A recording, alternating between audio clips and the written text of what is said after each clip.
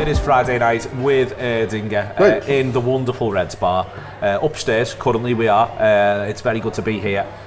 Enjoying the Erdinger on this Friday night. I've got Cameron, John Gibbons and I've got Phil Blundell. And we're still obviously enjoying the fact that Liverpool are champions. Liverpool are champions today in the sunshine. It feels as though everyone's out before this weekend. This was meant to be 4:30 Sky. It was meant to be something really rather spectacular, really rather special. I think it still is for us.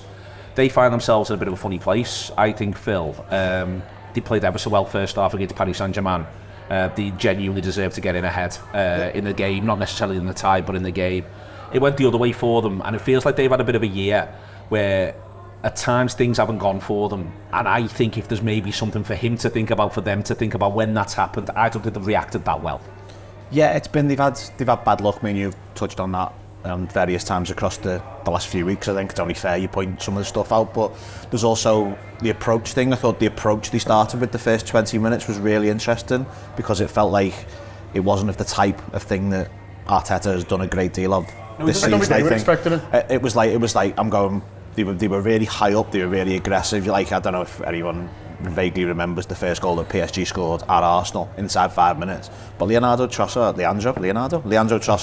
playing centre forward and was 20 yards from his own penalty box when PSG had the ball. It was the complete role reversal of that, and it's obviously very easy to do it when you're 1-0. The thing I was most interested about is if they'd have gone 1-0 up. Yeah, what would they have done? Would they have carried on doing that? Would they have reverted the type? And I think it's a bit of a shame for in some respects, I want them to win, that we never get to know that, because I think it tells you a lot about Arteta and how his football is and what he's thinking. Because it would be very easy to go 1-0 up and go, right, well, we're not losing. I'd say they do that second half against Madrid. They come out second half against Madrid and go, we're going absolutely at these, we're going to go right the way up here. But one of the things I think is interesting about that game, about that PSG game, Phil, is I think across the previous 2 seasons, there was times you'd watch Arsenal, and whilst all the constituent parts weren't there, you'd really enjoy watching them because they were often very front-footed, very smart. This season, it's felt like even since week 1, it's been a fair bit of the opposite. And that to me is, they're great for 20 minutes first half against us, and then it disappears second half when we go to their place. And I think that is the interesting thing, really, how I think they've become a little reserved, a little nervous at times. Because I'm all for teams being on the front foot and being good to watch. I just wouldn't have said that was Arsenal that much this season. No, I think I saw a tweet today from an Arsenal fan, sort of, he quote tweeted something from Squawker from 2.5 years ago, and it was a list of, it was from quite early in the season, I think it was from maybe September, and it was a list of Premier League players who created 20 chances so far this season, probably only from 6-7 games by this point. There were only 5 players on the list. They were all Arsenal players. Yeah. And that feels so far removed from what we're getting now out of Arsenal that I think it feels like there's something not quite right. And yeah, they've got injuries, but the mindset I think the mindset's changed. I don't think they're playing the same way. It's like they've got high on the supply of the set pieces and gone, well, we can really focus on this because we're really good at it. But you can't just be good at set pieces forever. Yeah. And at some point it'll tail off, and you've got to go back to the football stuff. And Odegaard seems to be playing within himself. Saka's obviously been out, and there's a few things that just doesn't feel right. I think with them, I thought there was a little thing again, just sort of watching them. And getting even against Real Madrid, looks like they just enjoy themselves more. Yeah. It's fun to snap into tackles. It's fun to be first to the ball. It's fun to pass forward. I don't want to sort of seem like I'm not crowing. Really, I think we've won the league. I think we've deserved to. As I say, I think the times they have had hard lines. I just think it's a little odd that they've just seemed like, in general, everyone's having less fun over the course of the season. Then you've seen these European explosions. If it looks like these are footballers who fancy this, and I think that's just all a little odd. Yeah, I feel like the Real Madrid, the home leg, and obviously it's the second leg as well, I feel like that's something they could take into next season and be like, we should probably try and do more of that. But there's just been so many different other times where it just like grey clouds over it sort of thing, where it's just, like you watch them, you don't really know what they're doing or what he's trying to implement. And he's been there like, what is it, 4 or 5 years now? 5 years. And it's like, how many times you watch them? Obviously you want to watch them. When you're watching them, you want them to get beat, obviously, because we're going against them for the league. But you come away from when you're watching, you're like, don't really know what he's trying to implement there. Now, it's not like the jury's out anymore. It's getting to that stage now where it's like, right, you really need to start delivering.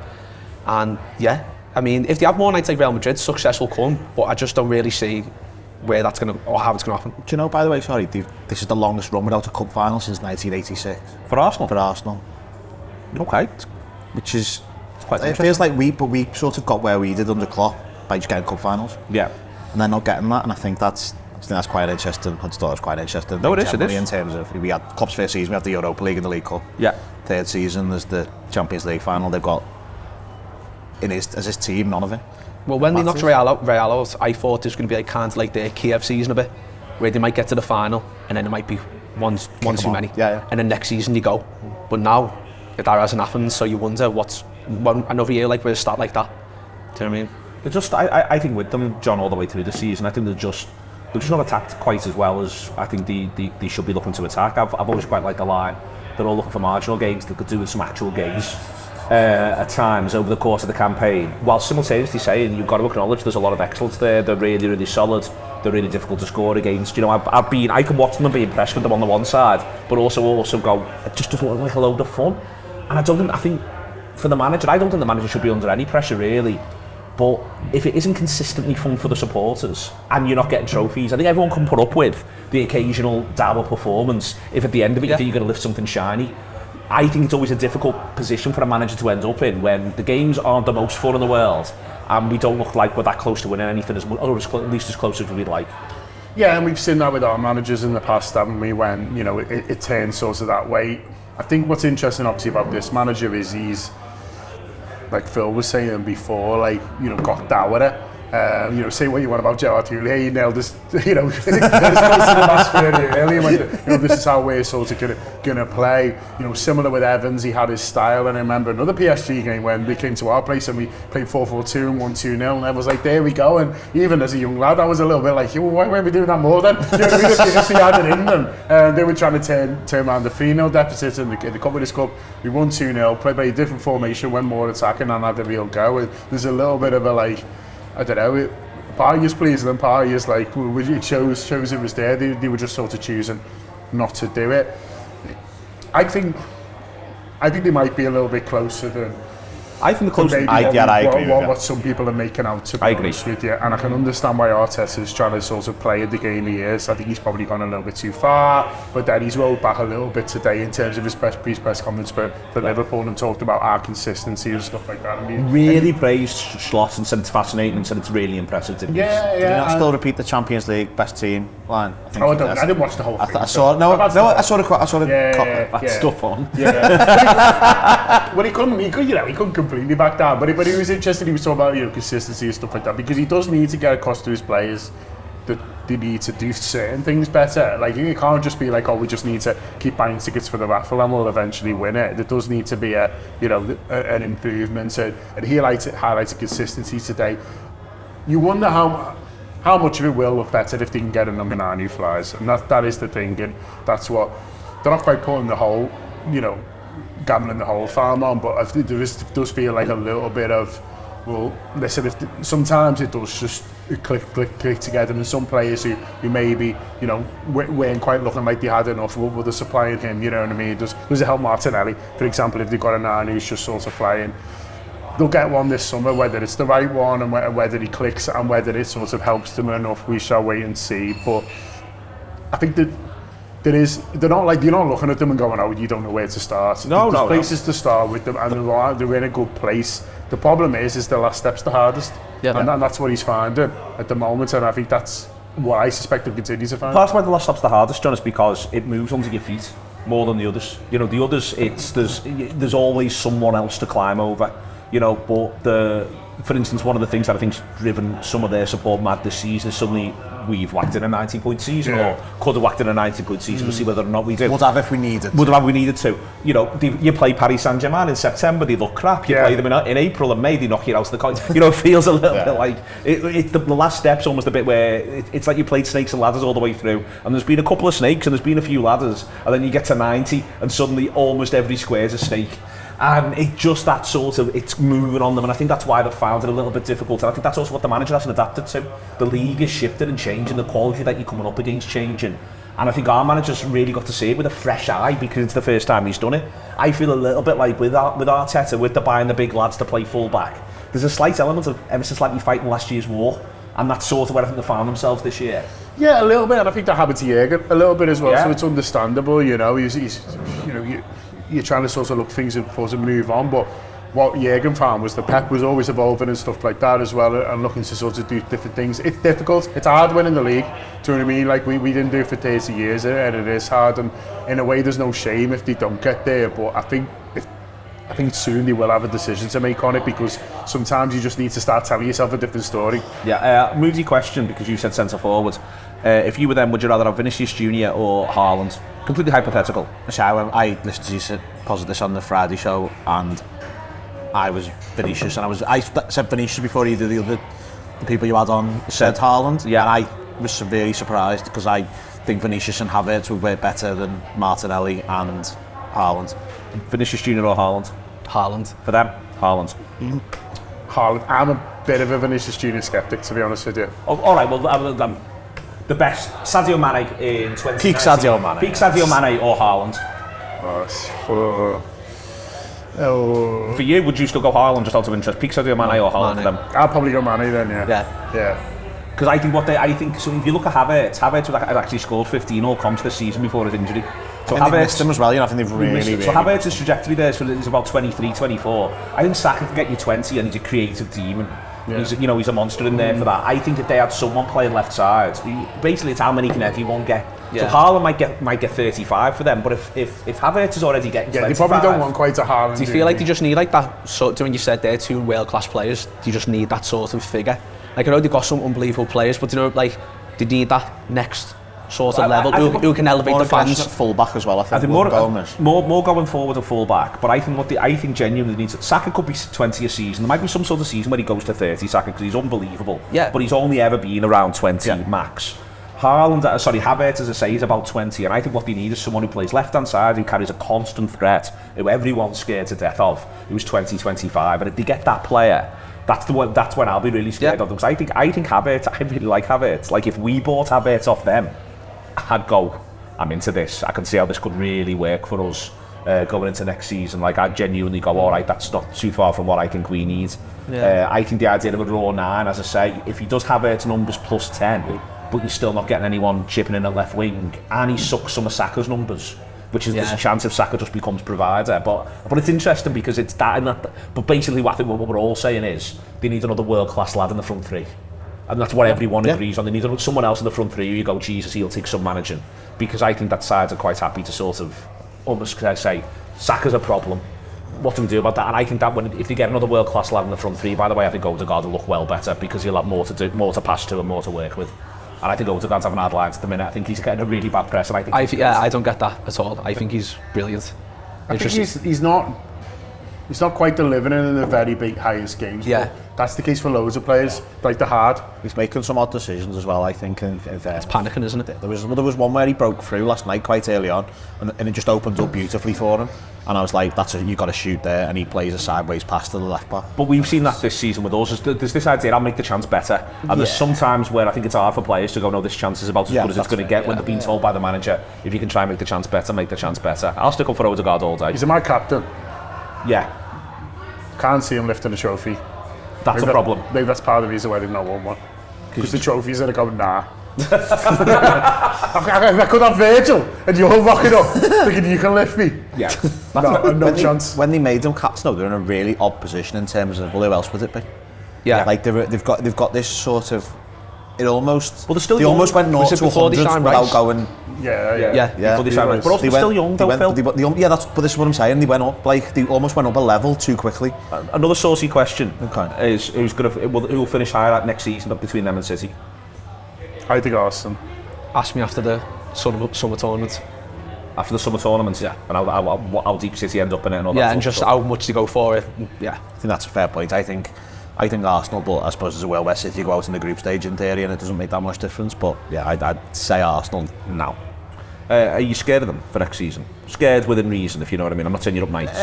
You're sleeping all right, Phil. I'm sleeping fine. I have this thing where I think they could win a league, but I almost won't believe it until I've seen it happen. Because, for example, like how we were talking about the approach. Like, I don't think the approach now wins a league, but I think they could change approach with the players they've got and win a league. But I need to see it before I said, yeah, I can see that happening. I wouldn't say scared of them, no. I still think whatever happens in the summer, I think Liverpool are the team to beat. Obviously, listen, they could have 3 or 4 belters. You know, it's funny, I was reading Miguel Delaney's thing today, and he's like, you feel like they've had Ezzy Mendy nailed on. I was like, oh shit, I forgot about it. Do you know what I mean? And all the Hot Grand Big Summer. I still think he'll go to Madrid. Well, whatever. Do you know what I mean? But like there was that. But so they could get 3 or 4 in really good, and then you're like, oh, I just sort of having a real go here. I think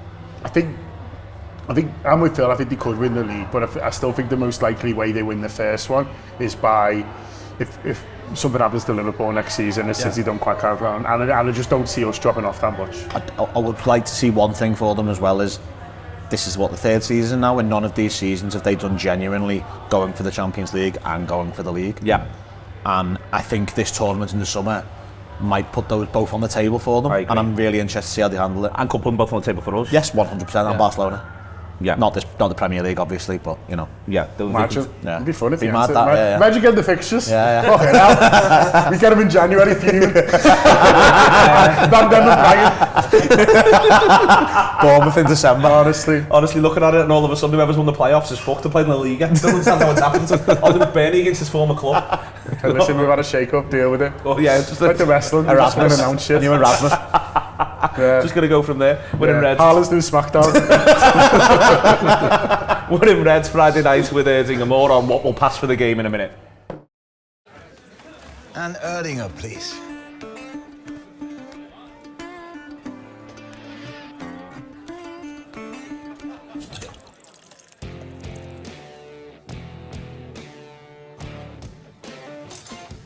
Stop! Don't forget the best bit.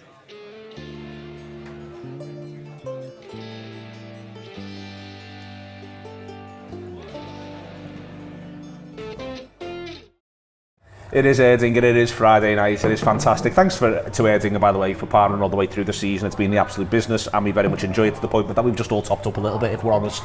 It's a continuity thing. I'm sure you kept your eye on it. Manager interest in the press conference today, Cam. I think he's going to want to win this game. I quite liked it when he said, you know, we take certain factors into our decision making, and one is getting beat, which I thought was quite no nonsense. I'm in favour of that as well. I also think, I don't think we need to overplay and it is Arsenal thing. I think the players can do that, but I suspect the thing he doesn't want to do as champions is lose 4 games on the bounce, and I think that he won't even want to lose 2. So I'm expecting a serious team on Sunday.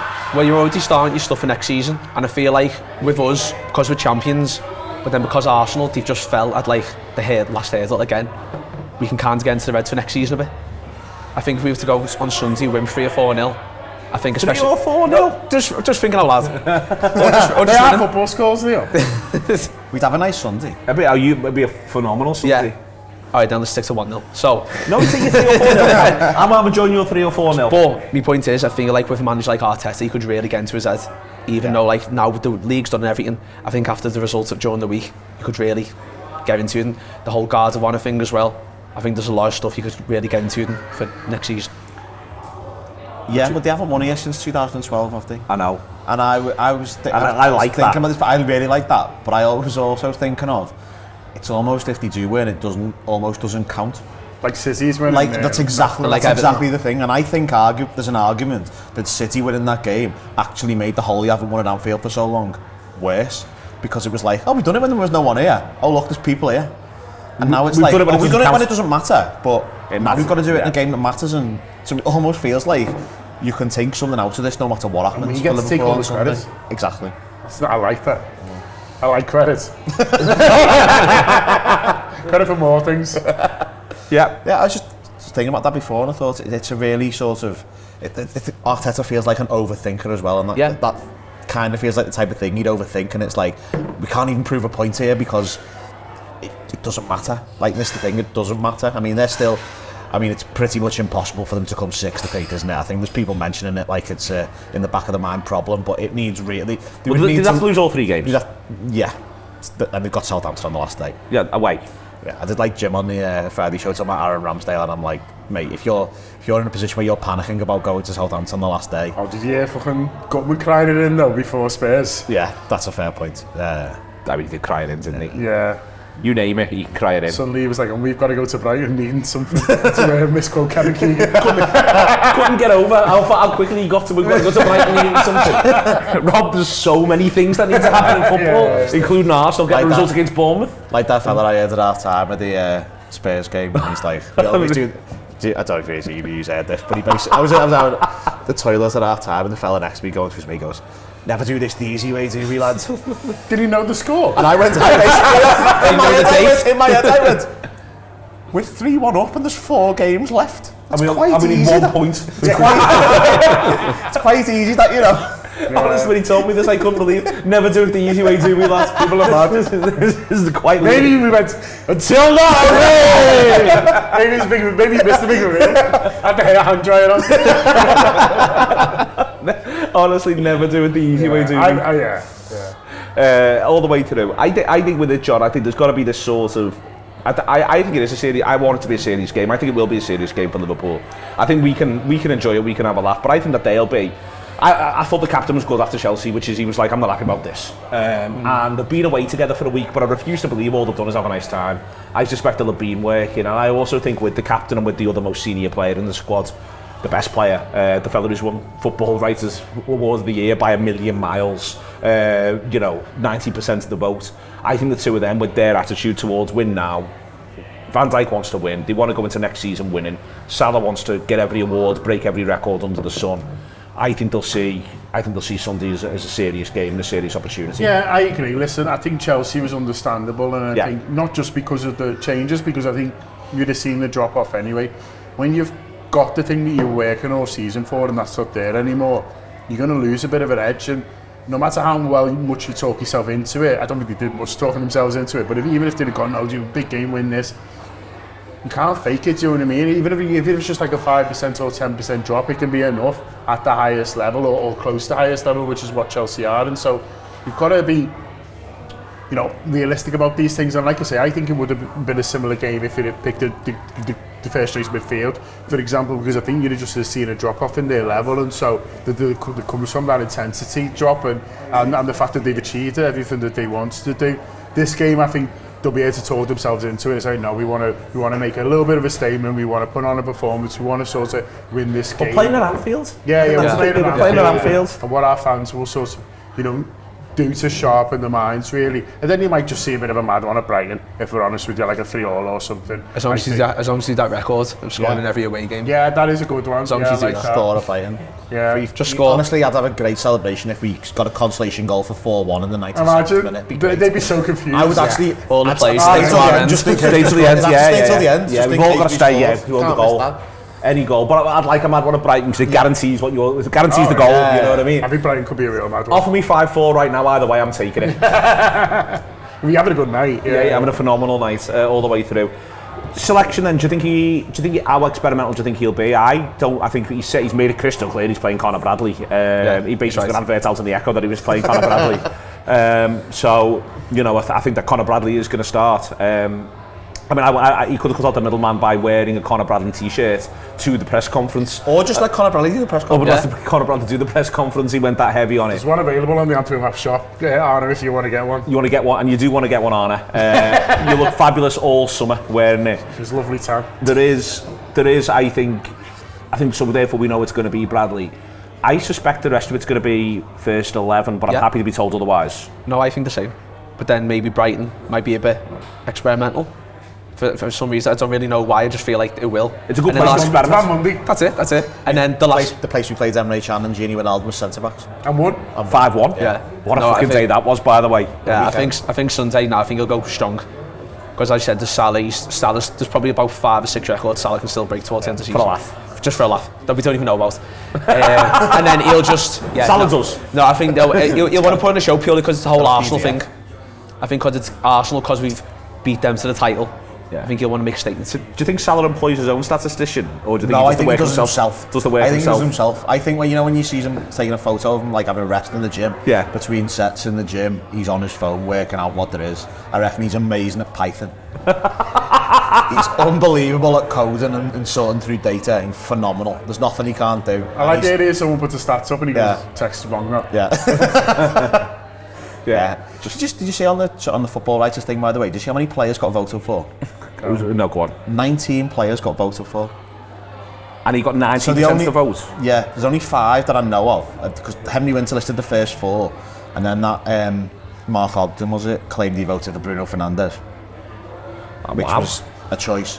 It was a choice, but Phil. That means there's 14 other players, and I would love to know who those other 14 players are. I reckon they're all only getting 1 for this to make sense. And I think there's an argument that the people who voted for those other 14 players have to go in front of a select committee and explain what they're doing. Who's to take his NUJ card off? The actual Department of Culture, Media and Sport. Make an issue like government-sanctioned bans, and like they can get a ban order. Yeah, okay. Can't do your job for 3 years, you've been banned. You'd be acceptable to vote for then? The 5 I know of, Salah, Van Dijk, Isaac, are we saying they're all Rice, acceptable? Fernandes. Is Gravenberch? Was he be? Yeah, would he be one? I'd say you can vote for Gravenberch. McAllister? You can vote for McAllister. Yeah. So if they say them... Someone will have voted for Saka, I reckon. Yuri Tielemans. Someone will have voted for Cole Palmer. Yuri Tielemans. Someone's voted for Cole Palmer. Cole Palmer. Carragher. Fucking hell, sorry, Jay. Yuri Tielemans. Someone's voted for Yuri Tielemans, which isn't mad. It is not mad to have voted for Yuri Tielemans. I can't think... Someone will have voted for Emi Martinez. Because Emi Martinez will have made them. He's got an amazing... he's got some PR team. It's unbelievable. Or some PR team. I'm genuinely trying to just go down the division now to work out. So. From Newcastle, think you maybe got one? Isak? Yeah. I think Tonali's been better this season. Oh, it's yours, yeah. Isak's in the 5, yeah. Yeah, I think Tonali's been better this season. Yeah, it might be a Forest there. There's a Chris Wood, Morgan Gibbs-White. Someone will have voted for Morgan Gibbs-White as the English heart at the... Yeah, okay. I like that. I disagree. I wish we'd start the show with this, to be honest with you, Phil. Are you sure it's not you doing these things? All the way through. I'm trying to think if there's anyone else. I mean, that takes us through, arguably through. Someone might have gone for Saliba or Gabriel. Yeah, it's possible. Yeah. There's maybe one vote gone to William Saliba or something. Yeah. In the circumstances of madness. I'd love a mad one. I'd love, like in Eurovision, where someone votes for a neighbouring country. Yeah, I'd love it if it turned out, like, you know what I mean? Like, there was a Norwegian journalist who voted for Sanderberg. Yeah. I'd be very good. The fella from the Ipswich Evening News voted for that Murich fella in goal or something. Like, simple things like, just give him something to live off. Yeah, they should release the list. Yeah. Release the list so we can all see it. And I'm not like Phil. I don't necessarily think that this needs a select committee to get through it. But if someone, for the other 14, someone who's voted for each of them should have to write a piece about why. And that would be... That's a less drastic version. It's a less drastic version. Like someone did write that for Bruno Fernandes, and I respect them for writing it for Bruno Fernandes, or, you know, fundamentally think it's nonsense. Hilda's lad. Yeah. And then one for the teenagers there. The Erdinger, Friday night, Reds, etc., etc. Going to win? Yeah. Going to win well. We're going to win, can win, or we're going to win. I don't think we'll quite calm it, but I think we'll blundle the Reds off. Blundle the Reds off. We're going to cam it, or we're going to blundle it, or we're going to win. In between. I'll go 2-0 now. You can't say in between. It's a full blundle. Yeah, but don't a full cam either, so... Not if you've not had a meal first. We're going to win? I'll have 2-1. To us? Yeah. Okay, just want to be clear. Yeah. Just want to be clear. I think there might be a little thing where if it's tight with... I wouldn't know what on earth happens if it's tight on 70. The reason why is because they could really do with the points, but all they really won't want to get beat. And we may well just sort of say we're the champions and it's all right this, and we all just sort of move on from there. And a point isn't a disaster for them in the grand scheme of things. And they'll also know everyone else's results. I don't know. I think it's a really weird game of football. But I also think it's one that Liverpool will win, because I think Liverpool will win most of them. It's been Friday night with Erdinger, we're in Reds. It's fantastic to be here. City's great, by the way. I only wish you could be here if you're not. We're all out tonight. I'm going away tomorrow as well, which is how much I think of Arsenal Football Club. Thank you very much to Phil, to Cam and to John. We'll see you later on.